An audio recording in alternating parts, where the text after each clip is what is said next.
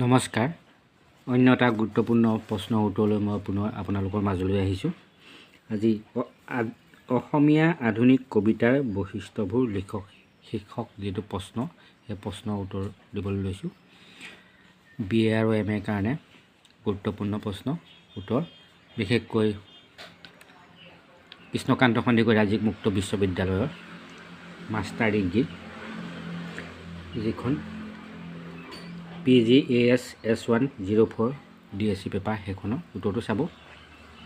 20 শতিকাৰ চতুৰ্থ দশকৰ পৰা সাম্প্ৰতিক সময়লৈকে অসমীয়া কবিতাই পূৰ্বৰ গতি প্ৰকৃতি সলনি কৰি নতুন ৰূপ, চিত্ৰকল্প, আংগিক বিষয় আদিৰ জৰিয়তে ৰোমান্টিক আবেষ্টনীৰ পৰা ওলাই আহি আধুনিক ৰূপত আত্মপ্ৰকাশ কৰে।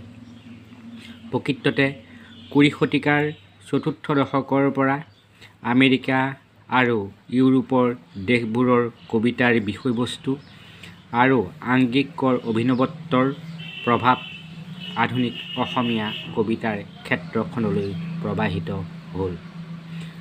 লগতে বিজ্ঞান প্ৰযুক্তিবিদ্যাৰ ফলত মানুহৰ চিন্তা চৰ্চা, ধ্যান ধাৰণা, নিত্য নতুন ভাৱনা আৰু সমাজৰ বাস্তৱানুগত দৃষ্টিভংগীৰে অসমীয়া কবিতাই আধুনিক ৰূপ গ্ৰহণ কৰিলে। প্ৰথমতে আধুনিক কেনেকৈ গ্ৰহণ কৰিলে, কেতিয়া গ্ৰহণ কৰিলে সেই বিষয়ে ক'লোঁ। এতিয়া আধুনিক কবিতাৰ বৈশিষ্ট্যবোৰ হ'ল, আপোনালোকক কিতাপত এনেকৈ সজাই লিখাই থোৱা নাই, এক দুইকৈ মই দিবলৈ চেষ্টা কৰিছোঁ। ঐশিকতাৰ পৰিৱৰ্তে লৌকিকতাক প্ৰাধান্য দিয়াটো আধুনিক কবিতাৰ এক বৈশিষ্ট্য। আধুনিক অসমীয়া কবিতাই ঐশ্বিক বা ঈশ্বৰকেন্দ্ৰিকতাতকৈ জাগতিক চিন্তা চেতনাক তুলি ধৰি প্ৰকৃত আধুনিকতাক আঁকোৱালি লয়। 2 নম্বৰ, নিম্ন বাস্তৱবোধ আধুনিক কবিতাৰ আন এক বৈশিষ্ট্য। জীৱন জগত আৰু চিন্তা চেতনাৰ প্ৰকৃত সত্য আধুনিক কবিতাই উদঙাই দিয়ে।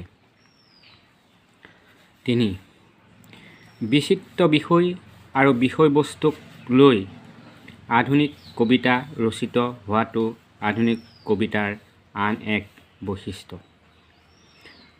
আগতে অকল ৰোমান্টিক বা ঈশ্বৰ আগতে পুৰণি কবিতাত ঈশ্বৰৰ ওপৰতে লিখা হৈছিলে, সেইটো নহয়।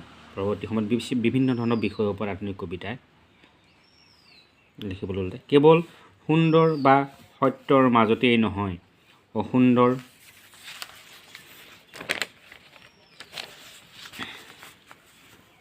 অশুভৰ মাজতো কবিয়ে কবিতাৰ সমল বিচাৰি পায়। আনকি মানুহৰ একান্ত ব্যক্তিগত আৰু গোপনীয় বিষয়ক লৈও আধুনিক কবিতা সৃষ্টি হয়। 4 নম্বৰ, এটা সৰল অনুভূতিৰ পৰিৱৰ্তে একে সময়তে কেইবাটাও জটিল অনুভূতিৰ সংযোজন আধুনিক কবিতাৰ আন এক বৈশিষ্ট্য।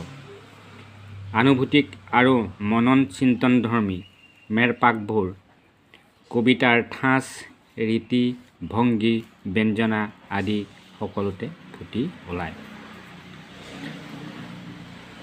আপোনালোকৰ কিতাপত এনেদৰে লিখি থোৱা নাই, চাব। 5 নম্বৰ, অতীত, বৰ্তমান আৰু ভৱিষ্যত এই তিনিও কালৰ শিহৰণ সমাহিত ৰূপত প্ৰকাশ আধুনিক কবিতাৰ আন এক লক্ষণ তথা বৈশিষ্ট্য। ৰোমান্টিক বা আন কবিতাবিলাক কি হৈছে, অতীত প্ৰীতি আছিলে বিশেষকৈ পুৰণি আধুনিক কবিতা, কিন্তু পুৰণি কবিতাবিলাক আধুনিক কবিতা তিনিও কালৰ কবিতা তাত অনুৰণন হয়। বুদ্ধিদীপ্ত আৰু বিশ্লেষণামূলক ইতিহাস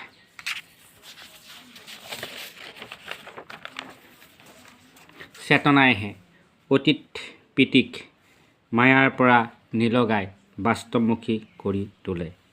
কেৱল সাম্প্ৰতিক বাস্তৱবোধেই আধুনিক কবিতাত যথেষ্ট নহয়। আধুনিক কবিতাত কবিৰ মনন আৰু জীৱন দৃষ্টিয়ে সাম্প্ৰতিক মোহনাত দিশ নেহেৰুৱাই যৌক্তিক বিচাৰত ভৱিষ্যতলৈকো টুৱায়। সেয়ে তিনিও কালৰ মানুহৰ আৰু সমগ্ৰ পৃথিৱীৰ সংশ্লেষণ আধুনিক কবিতাৰ আন এক বৈশিষ্ট্য। বিশেষকৈ বেছি দীঘলকৈ দিয়া নাই, 250 শব্দৰ ভিতৰত লিখিছে, সেইকাৰণে আমি চমুকৈ লিখিছোঁ। তাৰপিছত চাব 4টা দি পেলাই আকৌ ইয়াত কেইটামান মই চমুকৈ আৰু কেইটামান দি দিছোঁ। ইয়াৰ উপৰিও প্ৰতীকধৰ্মী শব্দৰ প্ৰয়োগ, অসংলগ্ন যেন লগা ভাষাৰ প্ৰয়োগ, চলচ্চিত্ৰধৰ্মী কলা কৌশল, অতি কথাৰ প্ৰয়োগ, চিত্ৰকল্পসমূহত নাটকীয় বীজ, ঘৰুৱা আৰু কথিত শব্দৰ প্ৰয়োগ, ছন্দৰ শিকলি চিঙা ৰূপ আদি আধুনিক কবিতাৰ আন এক ৰূপ তথা বৈশিষ্ট্য। এনেদৰে আপোনালোকে লিখিব। এনেধৰণৰ প্ৰশ্ন উত্তৰৰ কাৰণে মোৰ চেনেলটো ছাবস্ক্ৰাইব কৰি ল'ব, বিশেষকৈ যিসকল নতুনকৈ আহিছে। আৰু আপোনালোকে লাইক কমেণ্ট কৰি কেনেকুৱা পালে জনাব। আপোনালোকে লাইক যেনেদৰে চাইছে তেনেদৰে লাইক কৰা নাই, লাইক কৰি মোক অনুপ্ৰাণিত কৰিব বুলি আশা কৰিলোঁ। আজিলৈ আহোঁ, ধন্যবাদ।